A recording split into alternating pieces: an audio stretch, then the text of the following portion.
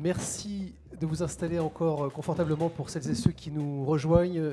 Nos amis ne vont plus tarder, en tout cas pour les quelques places qui restent dans cet espace Lamennais, pour parler, évoquer bien sûr la question de repenser l'offre alimentaire avec cette adaptation aux changements qui sont nombreux. Nous allons les évoquer ensemble avec nos amis, grands témoins qui ont accepté notre invitation et on les en remercie. Je vous laisse continuer bien sûr de réagir avec le hashtag FEC2023 sur les réseaux sociaux, les photos, les propos que vous reprendrez aisément et vous retrouvez bien sûr l'ensemble de la programmation de ces 2 jours riches en événements sur le site fe-breton.bzh bien entendu. Je vous demande simplement d'avoir la gentillesse de mettre vos téléphones en mode silencieux pour la bonne qualité de nos échanges. Voilà les informations pratiques qui sont communiquées. À l'heure où les défis environnementaux, évidemment, sont nombreux, les transformations sociales et les pressions économiques qui convergent, le système alimentaire mondial est un véritable carrefour. Le moment donc d'envisager, bien sûr, des changements profonds dans la manière dont nous produisons, distribuons et consommons, bien entendu. L'objectif ici, aujourd'hui, est ambitieux. Il ne s'agit pas d'écrire, bien sûr, un livre blanc, je le disais à nos amis en préparation de cette table ronde, parce qu'on n'a que 45 minutes. C'est un peu court pour repenser l'offre alimentaire, mais bien de partager des expertises, des REX, évidemment des RETEX, sur ce qu'ils ont engagé, sur les niveaux de maturité et d'engagement qu'ils ont portés sur ces sujets. Merci donc d'accueillir David Zurbach, Nicolas Facon, Philippe Jean, Camille Benoît et Guillaume Bagnarossa. On peut les applaudir évidemment pour leur donner du courage, s'il en faut. Bonjour David, merci beaucoup d'être avec nous. Je commence avec vous, puisque vous êtes à Jardin, comme on dit dans le langage scénique. Vous êtes directeur financier chez Stalaven à Effignac, filiale du groupe Euralis, acteur historique de l'industrie agroalimentaire, bien sûr, depuis 1945, fabricant de charcuterie, mais traiteur aussi, et puis vous distribuez auprès de nombreux commerçants indépendants notamment. Nicolas Facon, à vos côtés, et bonjour Nicolas, merci beaucoup d'être avec nous. Vous êtes directeur général adjoint chez Eureden Long Life pour cette branche d'Eureden qui prend en charge d'ailleurs toutes les activités légumes. On en reparlera bien sûr avec vous. Ce sont 1500 collaborateurs qui vous accompagnent au quotidien. Puis c'est plusieurs marques que nous connaissons bien sur ce territoire, notamment Paysans Bretons, Dossi, Maestro di Verdura notamment.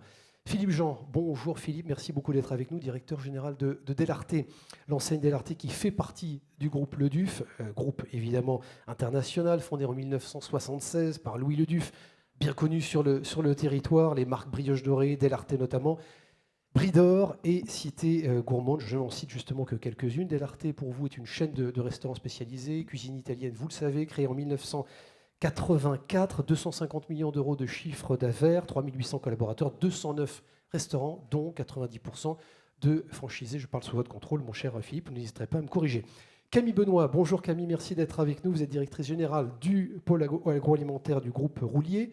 Le groupe Roulier créé en 1959, groupe industriel français, indépendant, familial, qui joue à domicile, bien entendu, puisque le siège social est basé dans cette très belle ville de Saint-Mélo.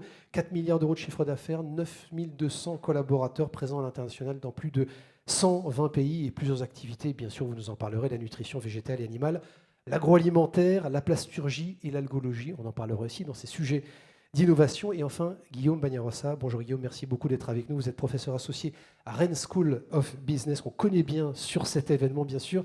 Docteur en économie et professeur associé en finance et en comptabilité. Vous vous intéressez particulièrement à l'économie du secteur agroalimentaire, donc votre place, évidemment, est toute légitime ici. Guillaume, est-ce que les entreprises... S'il vous plaît. Oui. Les conférences vont reprendre dans quelques instants. Veuillez vous rapprocher des salles. Merci. Eh bien, merci pour cette page réclame. On a un petit peu d'avance, on est surtout ponctuel. Guillaume, allez, pour reprendre le fil, sérieusement, est-ce que les entreprises, et on va parler de ces effets conjoncturels qui peuvent d'ailleurs être durables, évidemment il faudra s'inscrire et s'adapter à ces changements qui vont sans doute durer, mais est-ce que les entreprises prennent suffisamment conscience de ce qui est en train de se passer dans ce que vous observez dans votre relation justement avec ces acteurs de l'agroalimentaire qui vont prendre la parole dans quelques instants là? Alors, la manière dont je vois les choses au sein des entreprises, c'est-à-dire que une entreprise, pour percevoir un risque, jusqu'à maintenant, ce qu'elle a toujours cherché à faire, c'est de comprendre les différents scénarios et de chercher à associer des probabilités. Et dire comment je vais réagir et ajuster mon processus de production pour faire face à ce risque. Le problème aujourd'hui, c'est qu'on a beaucoup de risques sur lesquels on parle d'ambiguïté. C'est-à-dire que vous allez avoir des scénarios, le GIEC va vous fournir des scénarios d'augmentation du climat. 2%, 2 degrés, 3 degrés, et ainsi de suite, mais sans forcément fournir de probabilité. Et qui plus est, vous n'aurez aucune idée de la manière dont ça va toucher le processus de production d'entreprise. Donc ce concept d'ambiguïté aujourd'hui est très difficile à gérer au niveau des entreprises. Et ce que l'on constate, c'est que de ce fait, il y a une forme d'attentisme par rapport à la gestion du risque qui est assez traditionnelle. C'est-à-dire que plus c'est ambigu, plus c'est flou, moins on cherche à agir, plus on laisse le temps agir. Parce qu'on pense qu'avec le temps, la connaissance arrive. Et en fin de compte, avec le temps, ce qu'on voit arriver, c'est des prises de décisions d'autres acteurs. Et malheureusement, les entreprises, je pense, au-delà d'un risque, perdent une opportunité de se distinguer de nombreux concurrents sur ces thèmes qui sont aujourd'hui stratégiques. Elles ont toutes, alors on le verra, elles vont l'incarner évidemment dans quelques instants, mais les niveaux de maturité sur ces engagements, sur cette prise de conscience sont quand même différents. On ne peut pas tous les placer sur le même niveau de la ligne en disant bon, elles sont très attentistes, elles subissent, elles sont au pied du mur aujourd'hui. Ah, tout à fait. Alors donc là, ça dépend aussi de la manière où on se situe par rapport à la transformation alimentaire. C'est-à-dire que c'est vrai qu'on a au niveau de la production et au niveau des exploitations agricoles une connaissance très approfondie du climat, du risque climatique et de la manière dont ça peut impacter la production. Maintenant, ça, on va avoir un des vecteurs de transmission. C'est le vecteur de transmission quantité, très bien. Mais il y a de multiples autres vecteurs de transmission. Si par exemple je vous prends un vecteur de transmission qui est peut-être un peu plus compliqué, mais si on regarde le problème géopolitique aujourd'hui, on pourrait considérer que la Russie joue un jeu qui est un jeu de guerre alimentaire, où son exposition au climat n'est pas la même que les autres pays. Le réchauffement climatique ne va pas impacter la Russie de la même manière qu'il va impacter l'Europe, qu'il va impacter la France. Donc le climat, quand je regarde au niveau quantité, j'en ai conscience, l'agriculteur est là pour me le rappeler, attention, je ne pourrais pas produire, je ne pourrais pas livrer. Mais le climat intervient à différents niveaux. Et tous ces vecteurs, il faut réussir à les analyser. C'est pourquoi je pense vraiment qu'au sein des entreprises, il est nécessaire d'avoir une gestion du risque et une gestion du risque climatique en particulier, qui soit stratégique et qui fasse partie du board avec des personnes qui sont formées pour ça. Au niveau de la gouvernance, on l'a bien compris, on va en parler justement avec vous, Camille Benoît, parce que le groupe Roulier, je disais 1959, il en a vécu d'autres, des crises. Il en a traversé d'autres, des crises. Il continuera d'en traverser et d'en vivre. C'est la résilience de ce groupe. Alors c'est sans doute lié aussi à son capitalisme familial, à son ancrage sur le territoire. Ça fera d'ailleurs l'objet d'une table ronde. Je fais un peu de promotion, on en parlera demain avec Jérémy Lechat, votre directeur général. Comment est-ce que vous réagissez, vous, à ce qui se passe, entre ce qui est en train de se passer? Ça a été évoqué, évidemment, l'invasion de l'Ukraine par la Russie. Quelles conséquences directement sur votre business, alors que vous travaillez, vous, sur ces sujets, notamment de nutrition animale et végétale? Racontez-nous. Alors, en fait, l'impact de la crise ukrainienne vient se rajouter à une dynamique qui était déjà clairement observée, qui était un emballement inflationniste lié à l'activité de reprise post-Covid. Donc, en fait, on est dans une situation un peu multifactorielle où on a la reprise du Covid, post-Covid, on a le conflit ukrainien, on a les enjeux de climat qui jouent sur les récoltes, on a des crises aviaires, des crises de grippe aviaire. Voilà. Et donc, on fait face à tout ça. Et donc, nous, concrètement, comment ça nous impacte? C'est très simple. De juillet 21 à juillet 22, le coût de nos matières premières a flambé. On parle entre 50 et 60% pour tout ce qui est huile, ce qui est blé. On parle de l'ordre de 80% pour ce qui est sucre, ce qui est beurre. Et on parle de 140% pour les œufs, par exemple. Voilà, à cela, donc ça c'est une des données du problème. Et bien sûr, ça s'est répercuté sur nos intrants de production intermédiaires. Donc là, je parle de l'emballage, je parle du transport, je parle de l'énergie. Et ça, il y a quand même une particularité, c'est que ça n'a pas été pris en compte dans le cadre de la loi Egalim qui encadre les négociations avec nos distributeurs. Egalim 1, Egalim 2, on y est, franchement, dans les négociations, là, on est en plein dedans. Là. On est en plein dedans, et donc ça, forcément, ça a créé quand même pas mal de tensions avec nos distributeurs. Voilà, donc ça, c'est le contexte. Le contexte, en tout cas, sur l'offre. Maintenant, on a quand même eu de la chance, c'est que nous, on est acteurs de la pâtisserie, et sur ce créneau, on a été plutôt préservés. C'est-à-dire qu'aujourd'hui, le consommateur, oui, il arbitre dans son panier, mais il n'est pas prêt à sacrifier des produits qui lui procurent du plaisir et qui restent à un prix qui peut être abordable. Donc le rayon, typiquement en pâtisserie, c'est plutôt bien tenu jusqu'à récemment. Et on a bénéficié à ce titre-là de notre positionnement plutôt grand public. Donc on est plutôt préservé. Bon, on va revenir avec vous évidemment sur ces comportements du consommateur qui évoluent dans ce contexte aussi inflationniste. Je voudrais qu'on reste quand même sur ce contexte géopolitique compliqué, sensible et de raréfaction des ressources de la matière. David Zurbach, comment est-ce que vous réagissez côté Stalaven sur ces sujets-là à l'heure qu'on dit la fin de l'abondance, peut-être qu'on exagère sans doute un peu, mais on est quand même dans cette époque-là de prise de conscience et de raréfaction des ressources, et notamment de celle de l'eau. Comment est-ce que vous adaptez, vous, à ces changements côté énergie et côté eau également?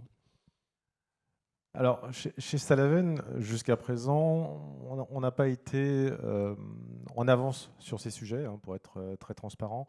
Quand vous payez l'électricité à 40 € du mégawattheure, ce n'est pas forcément le sujet et forcément les investissements que vous allez faire en priorité.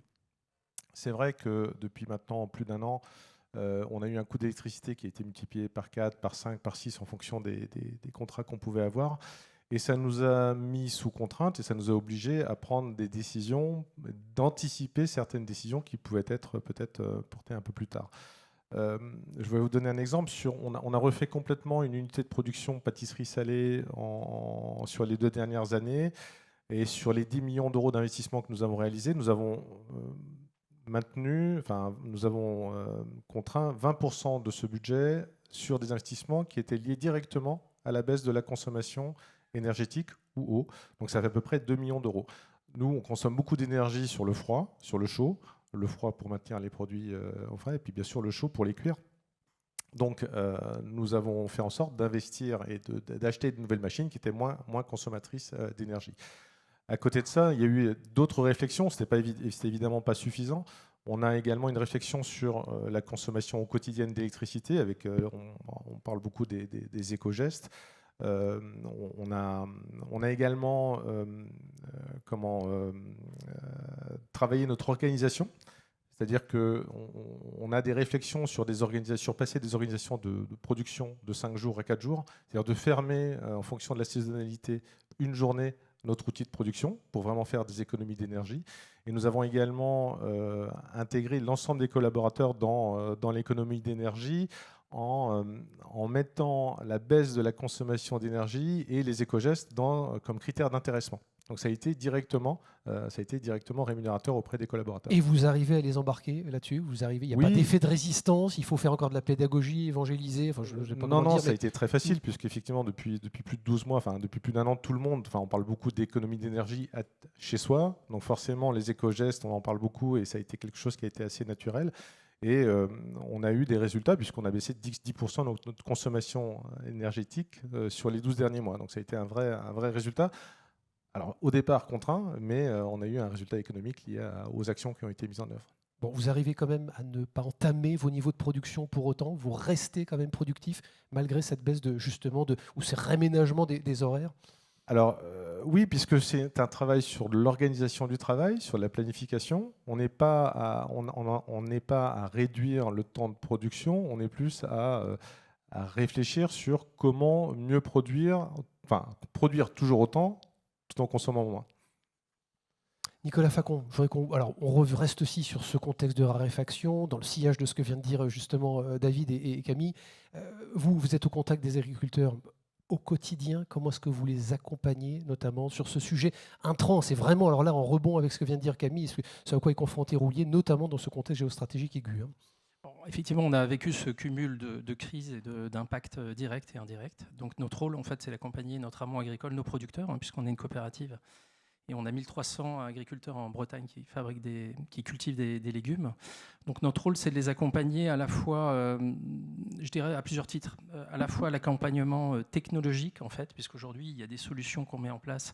Je pense à la gestion de l'eau avec des sondes qui permettent de gérer au plus près, finalement, le besoin en eau des parcelles au moment des cultures et d'apporter la juste dose. Donc c'est un exemple d'économie, en fait, de gestion de l'eau. On travaille aussi sur de solutions agronomiques. Et puis, notre enjeu, évidemment, c'est la continuité de l'activité. Puisqu'à partir du moment où, effectivement, on a eu 2 campagnes qui ont été très difficiles, en 21 et en 22, vous vous rappelez la canicule l'année dernière. On avait, il y a quelques années de ça, entre une bonne et une mauvaise campagne, c'était entre 98 et 102 de ce qu'on avait prévu. Aujourd'hui, on peut descendre à 70% ou 60%.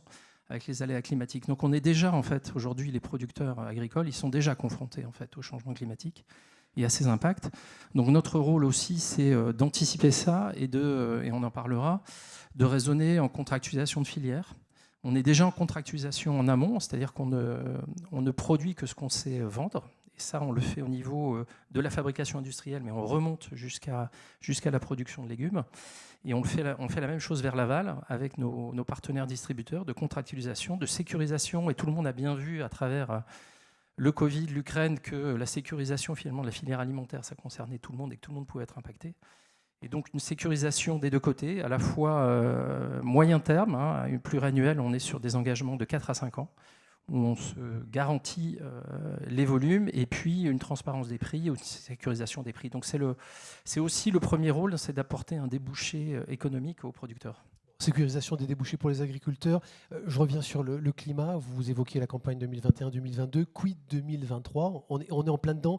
Qu'est-ce qui est en train de se jouer là avec une Alors en Bretagne, pluviométrie une campagne normale, je dirais. Voilà. Mais ça faisait depuis 2017 qu'on n'avait pas eu ça, en fait. Donc on voit bien, la météo ne fait pas le climat, mais on sent tous que les choses bougent et elles bougent vite, en fait. Et donc il faut effectivement que nos outils industriels, mais aussi notre amont agricole s'adaptent, et c'est notre rôle, en fait, d'aider chacun des acteurs. Bon, accompagner techniquement, vous disiez les agriculteurs avec lesquels vous travaillez notamment, quels sont les niveaux de maturité là-dessus ? Est-ce qu'ils ont la capacité d'investissement sur ce sujet techno, et puis même culturellement, je dirais, la maturité pour y aller? Alors comme l'a dit Serge Lebars, notre président ce midi, l'agriculture c'est toujours adapté, en fait. Si on regarde les 70 dernières années, elle n'a pas cessé d'évoluer, donc elle est toujours en adaptation permanente. On a aujourd'hui des agriculteurs, des chefs d'exploitation qui sont des patrons d'entreprise, et des agriculteurs qui font un métier de passion, mais qui sont aujourd'hui complètement connectés avec les outils. Et il y a à la fois la propre motivation, en fait, de ces chefs d'exploitation, et puis également, en fait, il y a l'aide de la coopérative, que ce soit à travers les outils, les technos, les services qu'on peut apporter. Donc c'est un ensemble de moyens qu'on met à disposition dans un but collectif, puisqu'encore une fois, on est une coopérative. Et on doit faire en sorte que chacun des adhérents, en fait, soit traité de la même façon, quel que soit son niveau de maturité. On va parler de transition agroécologique. Notre rôle, c'est de faire bouger chacun et de permettre à chacun d'évoluer, en fait, sur ces enjeux-là qui sont des enjeux clés. Bon, on va voir ce qui se passe du côté de Delartet dans un instant. Guillaume, je voulais simplement revenir avec vous sur ce sujet offre-demande, marché, pleinement marché. Comment est-ce qu'on fait pour réconcilier justement ces tensions côté offre et côté demande? On va parler évidemment du comportement des consommateurs, des attentes du marché et des évolutions sociétales qui influent notre façon de consommer, bien sûr.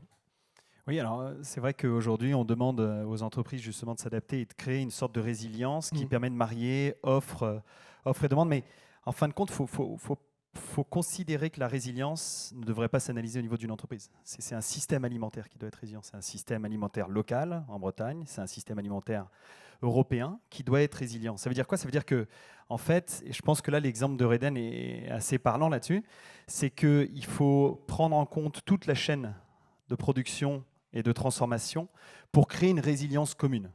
Et cette résilience commune, elle va passer par différents aspects, notamment une modularité, c'est la possibilité vraiment d'adapter sa production en changeant certains inputs, certains entrants. Il va y avoir ensuite tout un aspect, comme il le disait. Ce que David évoquait chez voilà. Stalavan, très clair.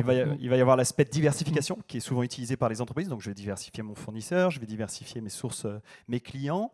Mais je pense qu'en fin de compte, il faut regarder toute la chaîne de valeur. Et ça, sur ce que disait tout à l'heure Nicolas, c'est quelque chose d'assez intéressant. C'est-à-dire qu'il faut également prendre en compte le fait que les données, l'information doit circuler dans la chaîne. Et ça, c'est l'ouverture de cette chaîne, et c'est ça qui va la rendre résiliente quelque part. À partir du moment où les données sont cachées, au niveau des marges, au niveau des informations, de la valeur générée pour l'agriculteur au sein de la coopérative, eh bien, vous perdez une confiance, vous perdez une capacité de résilience, en fin de compte, à un niveau de la chaîne. Le deuxième aspect, c'est d'avoir des effets de gestion, des capacités de gérer assez courtes dans toute la chaîne. Ça veut dire quoi? Ça veut dire typiquement d'être au plus près des agriculteurs quand on est transformateur, mais aussi potentiellement quand on est distributeur. Et donc, en fin de compte, cette proximité, le fait d'être conscient du problème en amont et en aval, ça crée une résilience de chaîne. La résilience, ça ne peut pas résulter d'une entreprise qui a tout compris et qui va diversifier.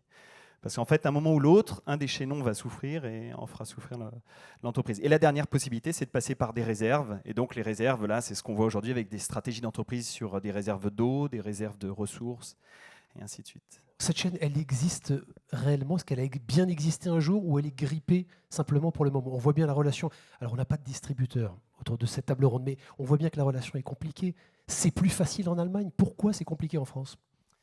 Je pense qu'on essaye aujourd'hui de faire un Avec peu... le besoin d'ingérence en plus de l'État à un moment qui doit s'en mêler et un Bruno Le Maire qui menace fiscalement à un moment, en tout cas les entreprises qui ne vont pas jouer le jeu. Hein. Bon, je pense que c'est aussi assez historique. C'est le système alimentaire français qui est particulier et dans lequel les coopératives vont jouer longtemps. Moi, ce que je peux dire, c'est que effectivement, ensuite, la filière et les agriculteurs parfois cherchent à se protéger aussi. Pourquoi ? Parce qu'en fait, c'est le premier chaînon qui va jouer sur la diversification des activités pour essayer de résister. Donc à chaque fois, il va y avoir un peu ce conflit entre les chaînons qu'il faut réussir à briser. Mais les agriculteurs, comme le soulignait Nicolas, ont joué sur la diversification depuis longtemps. J'étais dans une exploitation agricole qui faisait de l'élevage et du lait. C'était la semaine dernière, au moment du congrès européen des économistes agricoles qui s'est tenu à Rennes, au camp des Jacobins. On était plus de 1100 économistes à parler de ces problématiques de résilience. Et en fin de compte, cet agriculteur nous a expliqué quelque chose en 2007. Soit j'arrêtais le lait, parce que c'était plus du tout, je m'en sortais plus, soit je me réinventais. Qu'est-ce qu'il a fait ? Il a appliqué les concepts de diversification, il s'est mis à faire de la méthanisation, il a commencé à faire des œufs, et il a trouvé un cercle vertueux au sein de son exploitation agricole. Ce que je veux dire par là, c'est qu'il a cherché une résilience qui aurait dû être au niveau de la chaîne au sein de son exploitation agricole. Et aujourd'hui, il y a des agriculteurs qui ne veulent pas perdre cette résilience qu'ils ont créée, qu'ils ont mis du temps à créer. Donc c'est un travail de toute la chaîne de récupérer cette confiance et de dire la méthanisation, tout ce qui est déjection, on peut vous aider à les exploiter. Mais aujourd'hui, ils sont plutôt à se dire « je les garde, mes déjections ». Et il est hors de question que j'achète des résidus, etc., pour mon méthaniseur et ainsi de suite. Donc je pense qu'il faut beaucoup d'échanges humains avant de se dire que c'est très technique, surtout dans la chaîne agroalimentaire et surtout en Bretagne. Nicolas Facon, je vous laisse un peu réagir quand même à ce propos de cette filière qui doit se structurer, se consolider, ces problèmes de dialogue, de conversation entre les acteurs. Est-ce que vous faites le même constat que Guillaume ? Oui, tout à fait. Comme En fait, observateur, vous êtes acteur directement. En fait, on a des enjeux qui nous dépassent tous. En fait. Donc, si on s'y met pas collectivement, on n'arrivera pas en fait, à avoir des impacts positifs et durables. Donc, il faut effectivement solidariser en fait, tous les maillons d'une filière ensemble, pas jouer chaque maillon l'un contre l'autre. En fait, parce que c'est ça la situation de départ. Il faut trouver les mécanismes qui permettent finalement de se rendre compte que l'intérêt commun, en fait, collectif, sera supérieur si on se fait confiance, si on se donne des gages et si on prend des engagements communs. Et c'est ce qu'on a fait à travers cette contractualisation amont-aval.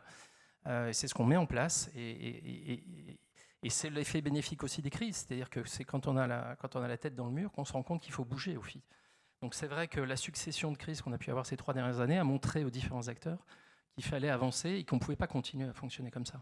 Ça doit passer aussi par l'ingérence de l'État. Je l'évoquais il y a un instant, on ne va pas faire 45 minutes là-dessus, mais à un moment, l'État doit aussi intervenir quand la distribution et les producteurs ne s'entendent plus ou n'arrivent plus à fonctionner sur les prix marché. On va parler des consommateurs dans un instant. Oui, il faut un cadre réglementaire maintenant. Ce n'est pas la loi qui fait les jeux économiques. C'est-à-dire qu'à chacun des acteurs aussi de se prendre la main, en prendre en main, et puis d'assumer ses responsabilités. L'objectif, ce n'est pas non plus d'aller faire appel au gouvernement ou aux administrations à chaque fois que la relation commerciale déraille. Je pense que c'est aussi à chaque acteur aussi de jouer son rôle. Je voudrais rajouter qu'il y a un point qui est essentiel, parce que là, on parle beaucoup de l'amont agricole. Il faut aussi, quand on parle de solidariser tous les maillons, c'est aller jusqu'au consommateur.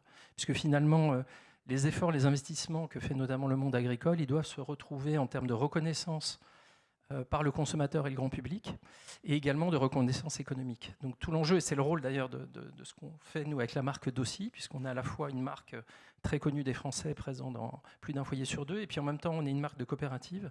Donc on peut faire ce lien en fait du consommateur à l'agriculteur, du mieux cultiver pour mieux manger en fait. Et ça c'est vraiment important parce que les agriculteurs ont besoin de reconnaissance de leur travail, des efforts qu'ils font, même si tout n'est pas parfait, ils sont en mouvement, ils sont en évolution. Et en même temps, il faut aussi qu'économiquement, si on veut vraiment que les choses s'installent dans la durée, il faut aussi qu'il y ait un bénéfice économique. On peut parler du revenu agricole, du prix de la production agricole, mais c'est fondamental. Bon, l'offre alimentaire, c'est bien entendu en bout de chaîne, on parlait des consommateurs. Eh bien, aller au restaurant, on pourrait faire une étude sociologique sur le comportement des Français dans ce contexte d'inflation. Vont-ils encore au restaurant et que consomment-ils ? On va le voir avec vous. Philippe Jean, vous êtes à la tête d'une grande enseigne de restauration, bien connue par les Français. Votre métier aujourd'hui est-il différent d'hier ? Comment est-ce que vous vous adaptez à ces nouveaux comportements ? Et est-ce que le rapport des Français au restaurant, au fait d'aller au restaurant, est en train de changer fondamentalement ? Oui, il a énormément changé depuis 10 ans. Hein, la bascule entre le monde de la restauration qu'on appelle pour les plus anciens d'entre nous, le service à table, et puis ce qu'on appelle la restauration rapide ou le fast-food. La bascule, elle se fait autour des années 2013-2014. Elle a été énormément accélérée par la partie et la phase Covid. Il ne faut pas oublier que pendant environ 11 mois, l'ensemble des restaurants service à table étaient fermés en France et que le reste des opérateurs de restauration rapide, eux, étaient ouverts. Donc, loin des yeux, loin du cœur. En plus de ce phénomène très récent, il y a une tendance de fond qui est très très forte. Je vous donne quelques chiffres. De 2020 à 2022, il y a 10% de tous les établissements en France qui font de la restauration au service à table qui ont fermé, et notamment en raison du Covid. Et dans le même temps, il y a 5000 points de vente de restauration rapide qui ont ouvert. Donc la tendance, elle est très très forte. Elle est liée à un comportement alimentaire, elle est liée à une mondialisation de la consommation, elle est liée à un phénomène de génération, c'est-à-dire que les gens qui sont devenus parents sont des gens qui sont nés avec le fast-food en France, ce qui n'était pas le cas auparavant. Et donc tout ça, ça a des conséquences. Les conséquences, c'est qu'un métier de service à table qui est historiquement opéré par des indépendants en France, si vous regardez les deux mondes, la restauration à table, c'est 80% d'indépendants, 20% de groupes. Quand vous prenez le fast-food, c'est l'inverse. C'est 80% de groupes, 20% d'indépendants. Donc vous avez une bascule qui est très très forte entre ces deux environnements. Ça, c'est comment se structure, mais les comportements des consommateurs, qu'est-ce qu'ils attendent, qu'est-ce qu'ils vous demandent, qu'est-ce qu'ils vous font remonter?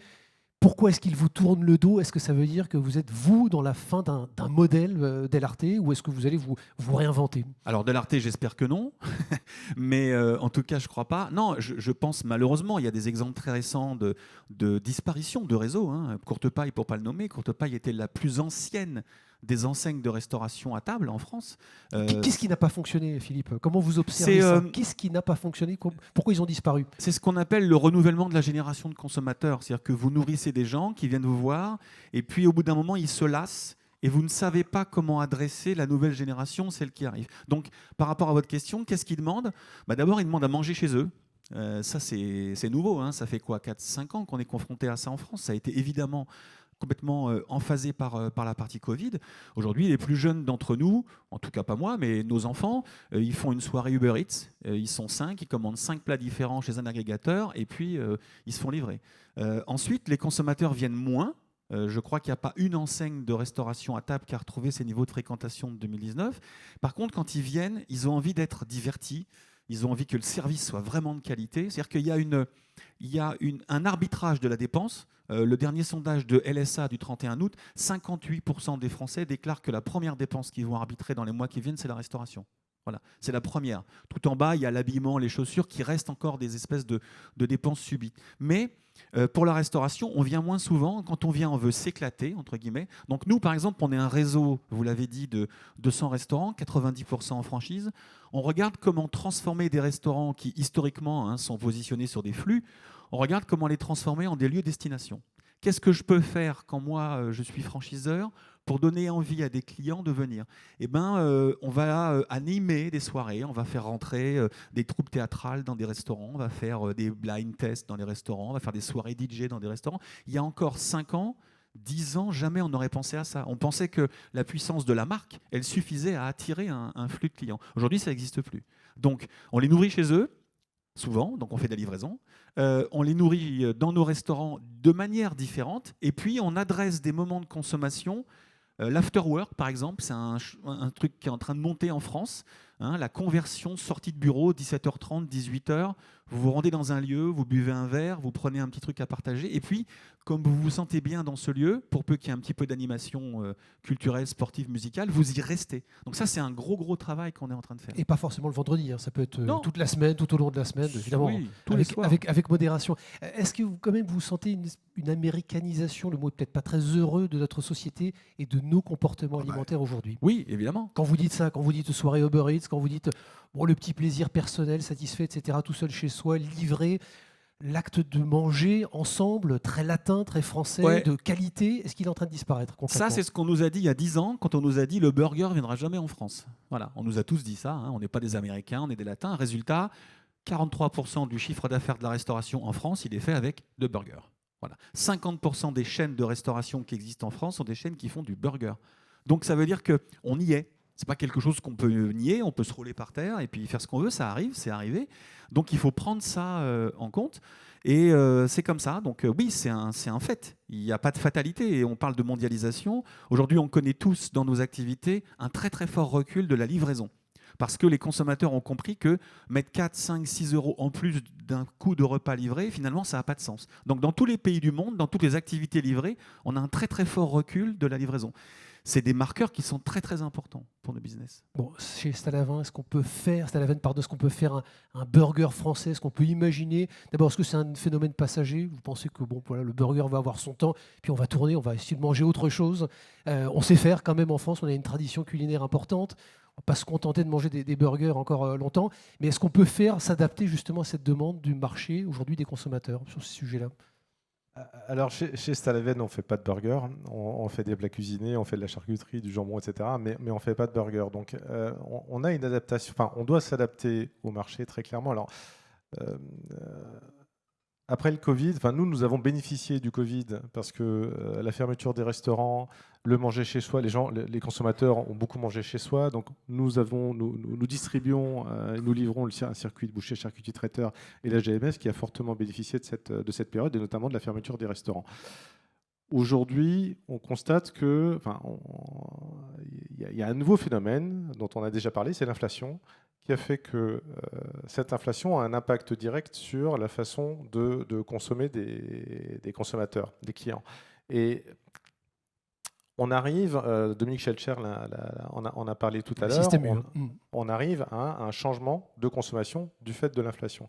Alors, je ne vous parle pas des circuits courts, des qualités, etc. Mais c'est vrai que le budget d'alimentation devient un budget qui devient contraint.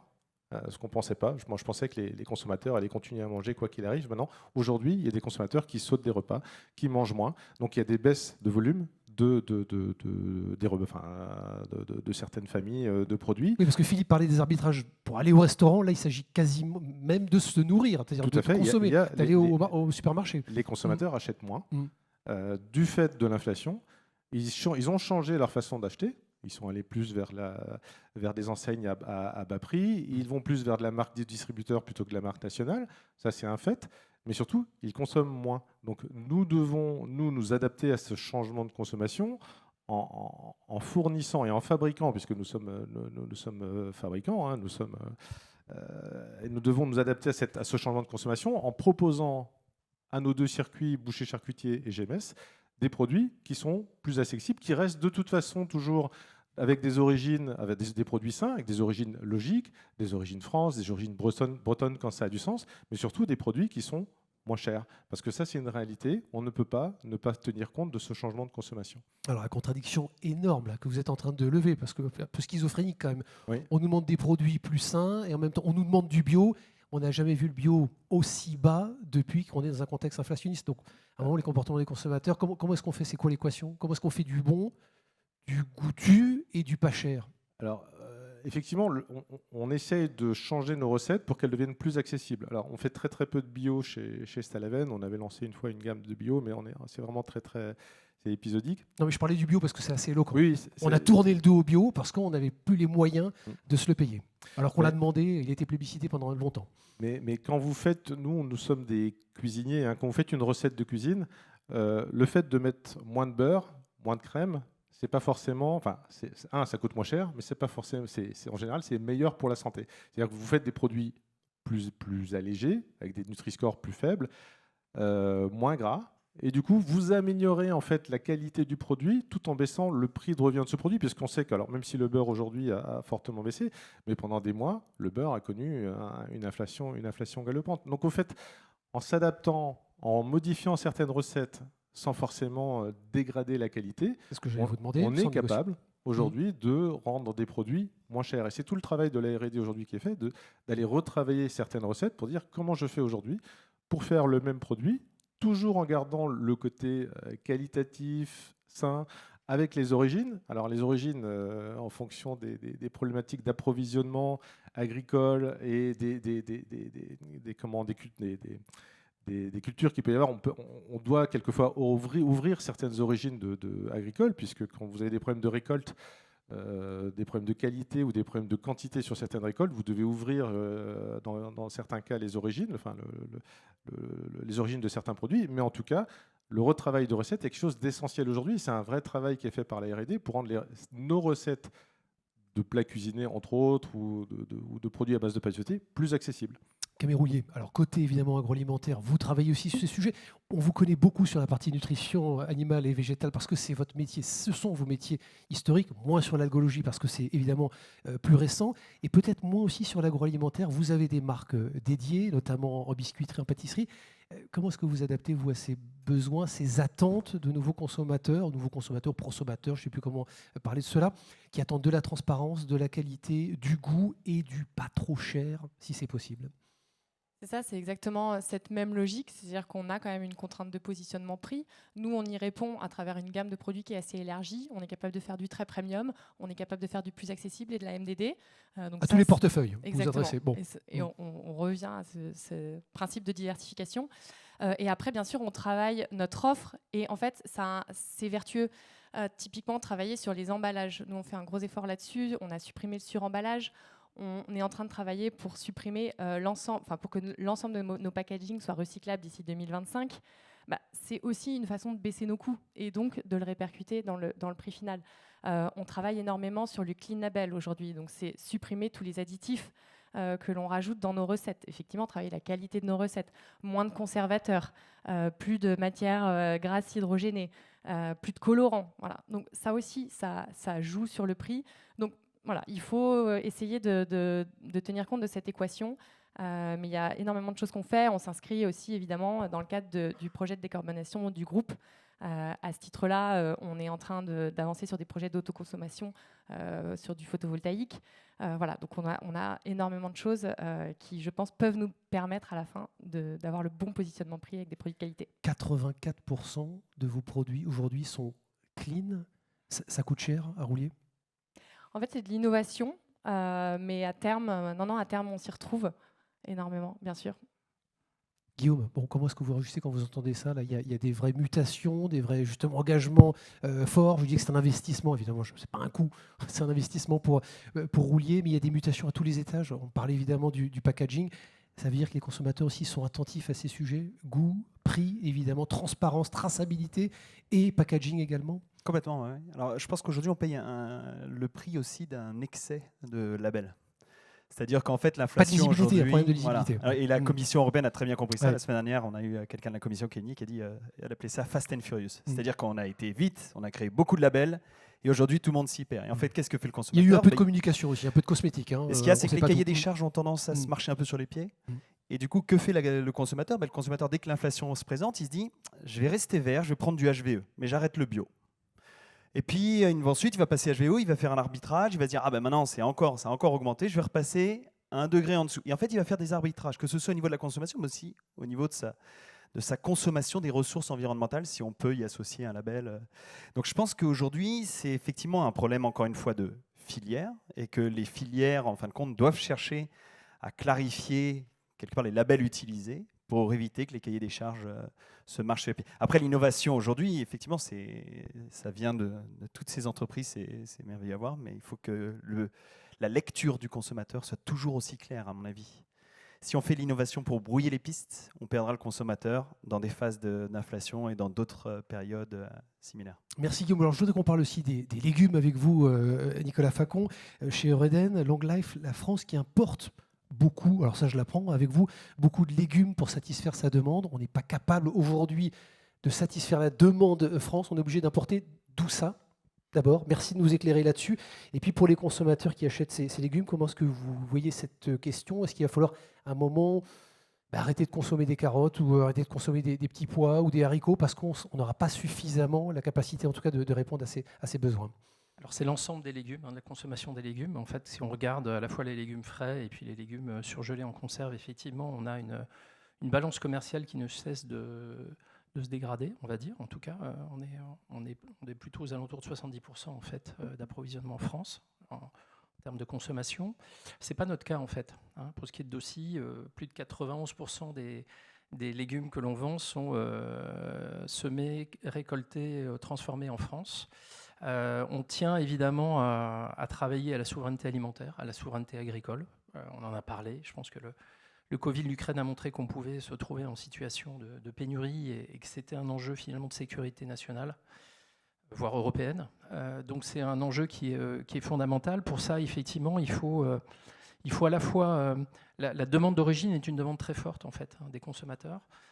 Quand on regarde les études, des études récentes, une étude BVA faite avec le collectif En Vérité, plus de 80% en fait, des consommateurs font attention à l'origine, relient en fait l'origine et qualité environnementale. Parce qu'effectivement, pourquoi consommer un haricot vert qui a fait 10 000 km alors qu'il peut très bien avoir été fait en Bretagne juste à côté de chez moi. Donc il y a ces questions-là qui sont des vraies questions, qui sont des questions tout à fait sensées. Et puis, ça implique à plus de 78% leur choix, de manière systématique ou régulière, en fait, l'origine. Donc c'est une attente. Et tout à l'heure, on parlait de l'inflation et de l'impact en fait, sur le pouvoir d'achat. Je pense qu'il ne faut pas opposer inflation et consommation responsable, puisque le consommateur veut aussi, et ça c'est une étude qui date du mois de mars, une étude ADEME et Greenflex, plus de 80% en fait, des consommateurs disent qu'ils sont mobilisés autour de la consommation responsable et qu'ils veulent consommer moins et mieux. Alors c'est du déclaratif, c'est des intentions, mais ça montre une prise de conscience et une volonté en tout cas de bouger dans les comportements. Donc notre rôle aussi, chez Dossi, c'est de traduire en fait ce que c'est que cette consommation responsable à travers la transition agricole, la transition alimentaire. Vis-à-vis de notre amont, encore une fois, on a mis en place en fait, un système de certification des exploitations pour que sur le conventionnel, on puisse emmener tous nos producteurs dans une démarche positive d'amélioration des pratiques agricoles, et puis traduire ça en fait en offre, parce que c'est super important, encore une fois, que le consommateur puisse, celui qui a envie, à travers son quotidien d'achat et de consommation, jouer un rôle positif, c'est important qu'il puisse le tracer, en fait. Donc on a lancé des gammes dédiées qui s'appellent bio-engagées, bien cultivées. Bien cultivées porte en fait la certification environnementale des exploitations. Par ailleurs, on est aussi un acteur fort sur le bio, donc on fait les deux. Il n'y a pas de raison d'opposer les deux, mais ça, ce n'est pas le débat. On pourra y revenir si vous voulez. Par contre, ce qu'on a fait, sur ces gammes-là, on a mis en place un système de réversion dans le prix. En fait, il y a 5 centimes supplémentaires qui sont renversés en fait, aux agriculteurs qui dépendent de ces filières-là. Et pour vous donner un chiffre, en 4 ans, on aura récolté pratiquement et reversé pratiquement 1 million d'euros aux producteurs. Donc c'est important, encore une fois, cette solidarisation, ce lien de confiance qui est fait à travers la marque. Ce n'est pas du marketing au sens négatif du terme, c'est vraiment en fait, un marqueur qui permet à la fois à nos producteurs d'être fiers de ce qu'ils font, des efforts qu'ils font, et de pouvoir en fait, le matérialiser jusqu'à un produit qui va sur la table du consommateur, et au consommateur qui a envie, qui a les moyens ou qui a la conscience de le faire. Et c'est pour ça aussi on parlait de diversification. Effectivement, il faut avoir des gammes larges pour pouvoir s'adresser finalement à différents types de consommateurs, à différentes attentes. Bon, Philippe Jean, du côté de Delarte, on parle aussi là de l'instant de qualité puis de consommation responsable, quand on sait qu'on achète une boîte de conserve et qu'elle va rémunérer à juste prix effectivement le producteur ou l'éleveur. Côté Delarte, vous faites... Alors, l'époque où vous ouvriez 10 ou 15 restaurants chaque année, ça c'est révolu, on peut se le dire. Oui. C'est terminé, ça reviendra peut-être un jour, mais là, c'est plus à l'ordre du jour. Aujourd'hui, comment est-ce que vous travaillez très concrètement sur la qualité de vos produits? Comment est-ce que vous faites le mix produit, qualité et prix? C'est ce qu'on appelle le rapport qualité-prix-service. C'est-à-dire que chez nous, la composante de la valeur ajoutée humaine, elle est quand même très très forte. Donc, il faut reconnaître que les chaînes de restauration ont globalement pas été forcément toujours les bons élèves des filières courtes et des produits locaux, on va pas se mentir. C'est le moins qu'on puisse dire. C'est un peu le mariage de la carpe et du lapin. Mmh. Quand vous voulez mettre en face d'un réseau de 200 établissements partout en France une filière de distribution de produits locaux, ça devient un peu compliqué. Pour autant, on y est quand même, on y arrive petit à petit. Nous, on a un système de distribution de nos légumes. On est peu consommateurs de légumes, plus de céréales par exemple, évidemment. Mais tous nos légumes sont distribués dans nos restaurants sur des plateformes régionales et les appros sont régionaux. Donc, on arrive quand même à insuffler une dynamique et une discipline qui est au profit du plus local. Et évidemment, tout ce qu'on est en train de faire aujourd'hui, je ne reviens pas sur ce qui a été évoqué, mais nous, groupe français breton avec un actionnaire de référence un peu connu en Bretagne, évidemment que nos charcuteries sont françaises et qu'elles sont bretonnes dès qu'on peut. On ne va pas acheter des charcuteries à l'étranger. Mais on peut mieux travailler sur la partie, je pense, sourcing des produits et mise en valeur des produits locaux. Ouais, c'est sûr. Bon, on va revenir évidemment sur ce sujet dans quelques instants si on a le temps. Je voudrais quand même terminer avec vous, Camille, parce qu'il y a un sujet, on aurait pu faire une table ronde de 45 minutes, au moins 1 heure là-dessus, sujet recrutement. Là, il y a un vrai sujet, je pense que c'est un dénominateur, enfin commun en tout cas aux industries agroalimentaires. Est-ce que vous avez les talents suffisants aujourd'hui, vous arrivez à attirer et fidéliser et ce profil de talents qui vont vous aider justement à faire ces mutations, ces transitions sur ces sujets de consommation d'offres alimentaires responsables? Ça, pour nous, c'est vraiment un sujet majeur. On a parlé de tous les changements auxquels on devait s'adapter. C'est-à-dire qu'effectivement, on a vu un changement qui s'est accéléré avec le Covid. C'est-à-dire qu'aujourd'hui, on a un énorme problème d'attractivité dans l'industrie. C'est valable dans toutes les industries. Mais particulièrement, nous qui sommes sur les territoires, on a 5 sites de production en Bretagne. C'est extrêmement difficile de recruter et de se doter des compétences nécessaires. Donc là, ça implique un vrai changement de stratégie. Nous, pour ça, on essaye d'y répondre de 2 façons. La première, c'est de travailler sur la poursuite de l'industrialisation et de l'automatisation de nos procédés de production pour permettre d'offrir des postes qui soient à plus haute valeur ajoutée et qui soient moins pénibles. Les gens, aujourd'hui, n'ont plus envie de travailler en 3-8, la nuit, le week-end. Ça ne fait plus rêver personne. Dans le froid. Dans le froid. Alors nous, on a de la chance, ça sent bon dans nos usines, mais tout le monde n'a pas cette chance. Donc ça, c'est la première chose. La deuxième chose, c'est qu'on vient d'initier tout un travail sur notre marque employeur. Voilà, aujourd'hui, c'est quelque chose dont on ne peut plus faire l'économie.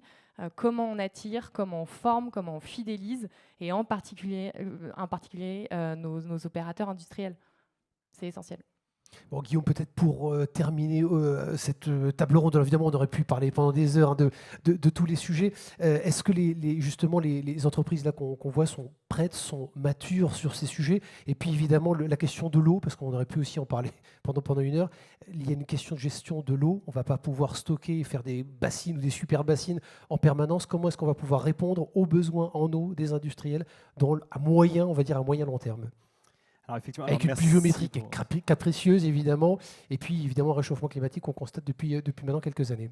Alors, merci de poser cette question. Je pense que c'est lié aussi au local. On a vendu beaucoup le local, mais en fait, le local, on ne regarde qu'un pan du triptyque des ressources naturelles. C'est le transport, l'énergie. On a 2 autres pans. On ne peut plus penser juste un pan. Il faut regarder les 2 autres pans qui sont l'eau et l'alimentation. Aujourd'hui, le local n'est pas forcément bon pour la gestion de l'eau. Consommer local, ça ne veut pas dire j'ai conscience des ressources limitées en eau. Et en fait, la gestion de l'eau aujourd'hui, pour en avoir parlé avec la plus grosse entreprise productrice de végétaux au Maroc, la question de l'eau, c'est comment je vais exporter mon eau. Ça devient quelque chose de géopolitique. C'est-à-dire qu'au Maroc, les gens se disent vous êtes en train de vendre des tomates marocaines avec l'eau marocaine. Et on ne regarde plus la tomate en elle-même. On regarde la contenance en eau. Donc, ce jeu géopolitique de l'eau est clé. Le président l'a très bien compris. Et le plan eau aujourd'hui est mis en place. Nous, on travaille également avec la CCR, qui est la caisse de réassurance sur le risque climatique et la gestion de l'eau. Parce qu'en fin de compte, aujourd'hui, je suis producteur, je peux mettre une super bassine ou m'assurer auprès d'une assurance contre le risque climatique. Tout est lié. Et on ne peut plus repenser chacun des problèmes, avoir un label qui répond à une des priorités, qui serait le local. Je respecte l'eau, Il faut avoir une vision du triptyque. Et l'eau est la clé pour des enjeux sociaux, géopolitiques et, je pense, économiques pour beaucoup d'entreprises. Nicolas Facon, dernier mot, comme les agriculteurs crient d'alarme de vos agriculteurs en ce moment sur l'eau. On a un vrai sujet. Est-ce qu'il y a des réponses là tout de suite adaptées? Parce qu'on est vraiment dans une situation d'urgence. Cette année, pas en Bretagne, effectivement, on a une culture qui se porte bien, mais c'est vrai que l'enjeu de pouvoir, en fait, jusqu'à présent, en fait, la Bretagne n'avait pas besoin d'irrigation, ou très peu, relativement peu, puisqu'en fait, les pluies étaient régulières et prédictives, et on n'avait pas ces coups de chaleur. Donc c'est vrai que l'irrigation ne doit pas être un tabou, en fait, et un dogme. C'est-à-dire qu'on a besoin, quand même, si on veut continuer à produire et à nourrir les gens, en fait, il faut pouvoir, quand on a des moments exceptionnels, pouvoir irriguer, parce que sinon on va perdre toute la production et donc tout le débouché en termes d'alimentation. Donc c'est un enjeu sur lequel il ne faut pas être dogmatique, il faut regarder les choses de façon pragmatique. Il y a des solutions qui existent et en tout cas il faut les mettre en œuvre. Nicolas, David, Philippe, Camille et Guillaume, on peut les applaudir tous les 5. Merci pour votre présence et vos expressions. On n'a pas pu tout dire évidemment en 45 minutes. Merci beaucoup pour votre attention. Le FEB continue, il y a encore quelques séquences. Et puis demain, bien sûr, toutes les infos sur le site fe-breton.bzh. Merci pour votre attention. Excellente fin de journée.